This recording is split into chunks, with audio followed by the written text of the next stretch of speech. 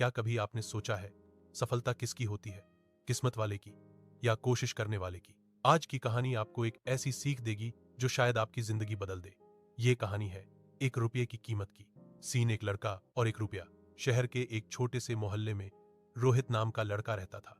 घर गरीब था, लेकिन रोहित के सपने आसमान जैसे बड़े। एक दिन स्कूल जाते समय उसे रास्ते में एक रुपया पड़ा हुआ मिला। उसने सोचा, अरे आज तो खुशकिस्मती मुझ पर मेहरबान है। वो मिठाई की दुकान पर गया और एक टॉफी ले ली। खुश होकर स्कूल पहुंचा, लेकिन उसके अंदर धीरे धीरे एक आदत बनने लगी। अब हर दिन वो रास्ते में पैसे ढूंढने लगा।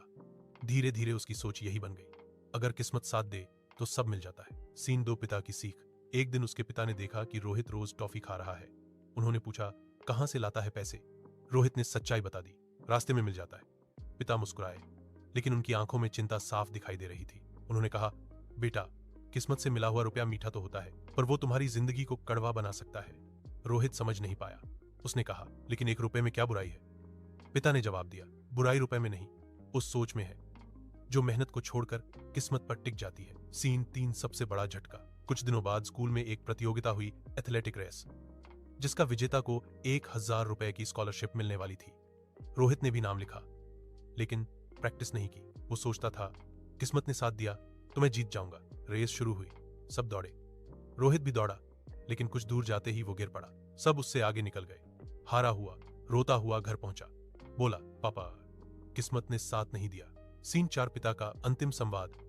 Life changing moment. पिता ने उसे चुप कराते हुए कहा, बेटा, किस्मत सिर्फ रास्ता दिखाती है, चलना तुम्हें पड़ता है। अगर सफलता बेहद आसान होती तो मेहनत का कोई मतलब ही नहीं होता। उन्होंने अपनी जेब से एक रुपया निकाला और रोहित को देते हुए बोले, ये वही रुपया है जो तुम्हें रास्ते में मिलता है, इसे रख लो।